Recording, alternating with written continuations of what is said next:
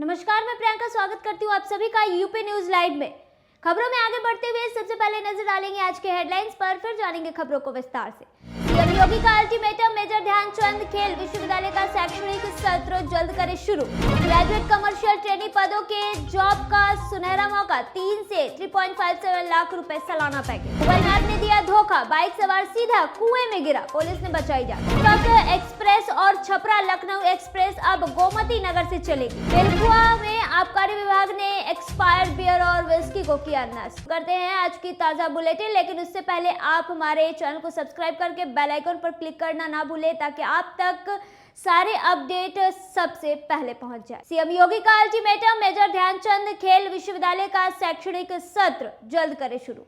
मुख्यमंत्री योगी आदित्यनाथ ने गुरुवार को मेरठ के सलावा स्थित प्रदेश के पहले मेजर ध्यानचंद राज्य खेल विश्वविद्यालय का निरीक्षण किया है। इस दौरान उन्होंने अधिकारियों को सख्त निर्देश देते हुए कहा कि 31 मई 2026 तक हर हाल में विश्वविद्यालय का निर्माण कार्य पूरा कर शैक्षणिक सत्र शुरू किया जाए। मुख्यमंत्री ने स्पष्ट शब्दों में कहा है कि कार्य में किसी भी प्रकार की लापरवाही बर्दाश्त नहीं की जाएगी और समयबद्ध तरीके से सभी कार्य पूरे किए जाए। और अगली खबर की ओर बढ़ने से पहले आपको बता दें कि अगर आप भी हमारे वीडियो में फीचर होना चाहते हैं तो हमें कमेंट करके जरूर बताइए कि यूपी के किस जगह से आप ये वीडियो देख रहे हैं और इस वीडियो पे आपकी क्या राय है वो आप जरूर शेयर कीजिए ताकि आप हमारे टॉप कमेंट में फीचर हो सकेंगे हमारे अगले बुलेटिन में। नजर डालते हैं दूसरी खबर पर। यूपी में प्रदेश के कई जिलों में बारिश होने का जताया पूर्वानुमान। यूपी में दिन में धूप निकल रही है और बता दें कि मौसम विभाग ने प्रदेश के कई जिलों में बारिश होने का पूर्वानुमान जताया है।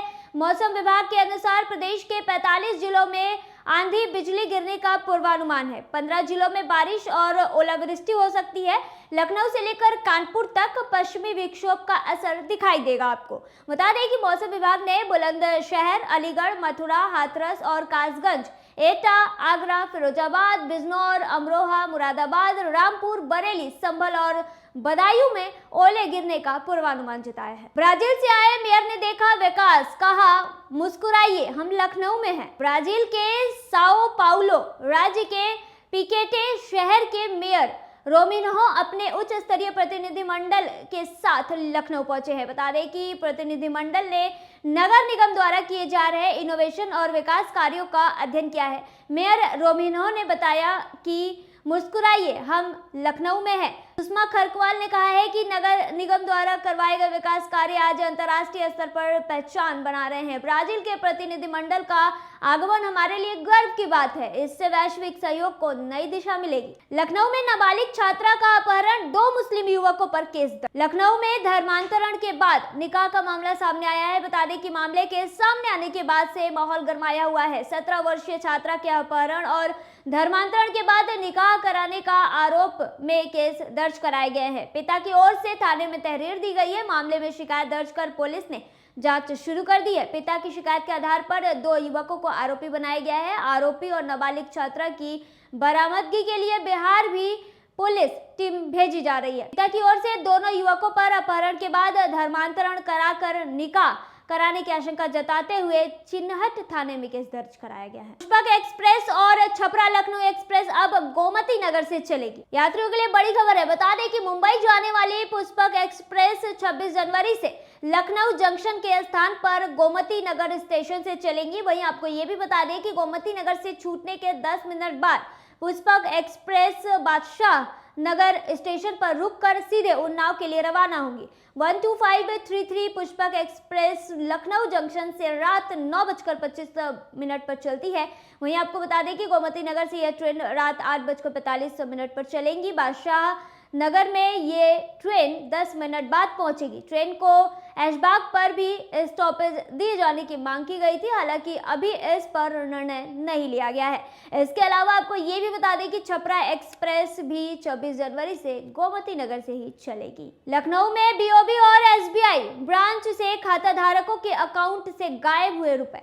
लखनऊ के राजाजीपुरम में मोहान रोड स्थित डॉक्टर शकुंतला मिश्रा राष्ट्रीय पूर्णवास विश्वविद्यालय परिसर में संचालित बैंक ऑफ बड़ौदा शाखा में खाता करोड़ों रुपए निकाले जाने के मामले में लोगों की नाराजगी बढ़ती जा रही है। अब आपको बता दें कि बुधवार को बड़ी संख्या में खाताधारक बैंक पहुंच गए और कोई स्पष्ट जवाब न मिलने पर बैंक के अंदर धरने पर बैठ गए। इसके चलते बैंक का सारा कामकाज ठप हो गया।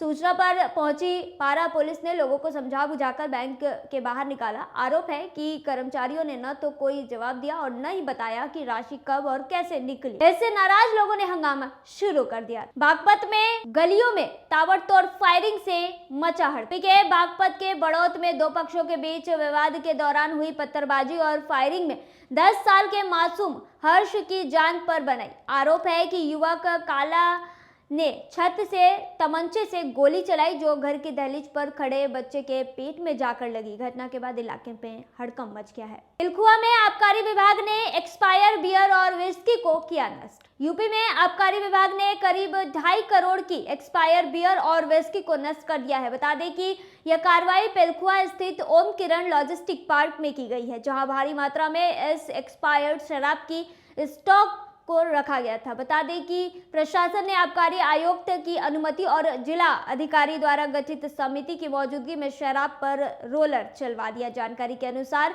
ओम किरण लॉजिस्टिक पार्क से प्रदेश के विभिन्न जनपदों में बियर की आपूर्ति की जाती है। कानपुर में पुलिसिया क्रूरता की हद, 3 महीने बाद दलित बच्ची की मौत। कानपुर देहात में एक दलित नाबालिग की मौत ने पुलिसिया सिस्टम की क्रूर हकीकत को उजागर कर दिया है। आरोप है कि दुष्कर्म के बाद केस दर्ज करने के बजाय थाने में पंचायत कराई गई और पैसे दिलाकर समझौता हुआ। 3 महीने तक इलाज के लिए भटकने के बाद अब पीड़िता की मौत हो गई है। पुलिस आरोपों को नकार रही है। वहीं बता दें मामले की जांच की जा रही है। शंकराचार्य विवाद में नया मोड़। केशव मौर्य बोले, पूज्य शंकराचार्य जी अपमान की होगी जांच। अभी मुक्तेश्वरानंद शंकराचार्य है या नहीं, इसको लेकर जारी विवाद के बीच यूपी के डिप्टी सीएम केशव प्रसाद मौर्य ने उन्हें पूज्य शंकराचार्य जी कहकर संबोधित किया है। इससे पहले बता दें कि सीएम योगी ने बिना नाम लिए अल नेमी तक कह दिया था। इससे पहले प्रयागराज प्रशासन ने शंकराचार्य को कई नोटिस जारी किए थे। विवाद के बीच यूपी के डिप्टी सीएम केशव प्रसाद मौर्य ने कहा कि पूज्य शंकराचार्य जी का अपमान करने वालों की जांच होगी। प्रयागराज माघ मेला बसंत पंचमी स्नान को लेकर सुरक्षा व्यवस्था और सख्त। कि प्रयागराज माघ मेले का बसंत पंचमी स्नान पर्व सबसे महत्वपूर्ण माना जाता है। इस दौरान जिलाधिकारी मनीष वर्मा ने बताया कि श्रद्धालुओं की बड़ी संख्या को देखते हुए सुरक्षा को कड़ा कर दिया गया है। करीब 10,000 सुरक्षा कर्मी पूरे मेले में तैनात किए गए हैं ताकि प्रत्येक श्रद्धालु सुरक्षित रूप से स्नान कर सके। इस रणनीति से भीड़ नियंत्रण और सुरक्षा सुनिश्चित की गई है। शंकराचार्य की जंग पर बोले बाबा रामदेव, कहा साधु का अर्थ ही अहंकार त्यागना होता है।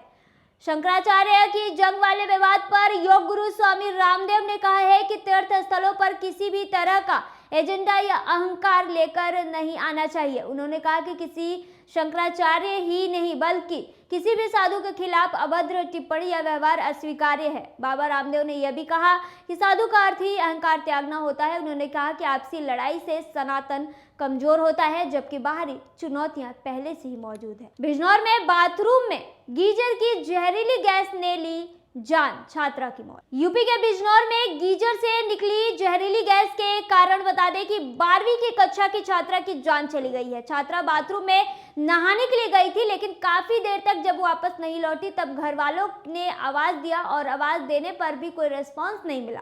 आखिर में दरवाजा तोड़ा गया तो अंदर का मंजर देखकर परिजन सिहर गए। आशंका है कि बंद बाथरूम में गैस फैलने से सुभाना का दम घुट गया और वह बेहोश होकर गिर पड़ी थी। तो ये थी आज की ताजा बुलेटिन। ऐसे ही ताजा खबरों के लिए बने रहिए यूपी न्यूज लाइव पर। धन्यवाद।